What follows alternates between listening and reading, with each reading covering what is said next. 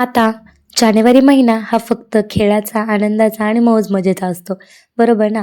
तर त्यासाठीच मग आम्ही काय केलं, सगळ्यात आधी तर लेझिमची प्रॅक्टिस सुरू केली.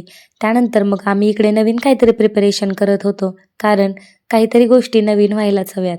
त्यानंतर मग मस्त असा चहा घेतला मध्ये ब्रेक घेऊन आणि हे बघा असं आमचं काहीतरी सुरू होतं करणं आणि त्यानंतर मग एवढं झालं आणि मग लास्टला मी हे सर्व असे कॅन्टीन डेसाठी आम्ही हे प्रिपरेशन करत आहोत.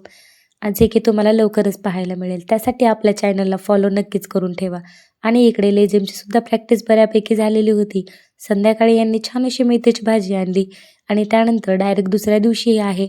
दुसऱ्या दिवशी मी सगळं घर आवरायला काढलेलं, तेच आवरून घेतलं छानपैकी आणि आवरल्यानंतर खूप प्रसन्न वाटतं घरामध्ये आणि खूपच छान.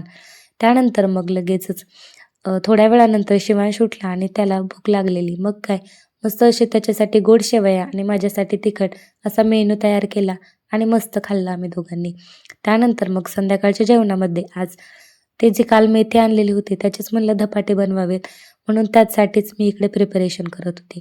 तर गव्हाच्या पिठामध्ये आपले बेसिक मसाले जसे की लाल तिखट, हळद, मीठ आणि हिरवी मिरचीची पेस्ट तर नक्कीच टाका. हिरवी मिरची आणि लसूणची पेस्ट टाकली त्यामुळे टेस्ट खूप छान येते.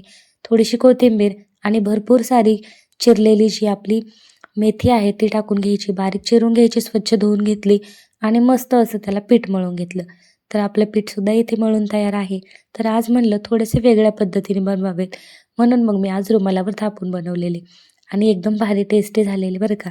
शिवांश तर वाटच बघत होता की कधी माझं होते, कारण त्याला हे खूप जास्त आवडतं. तोपर्यंत बाय.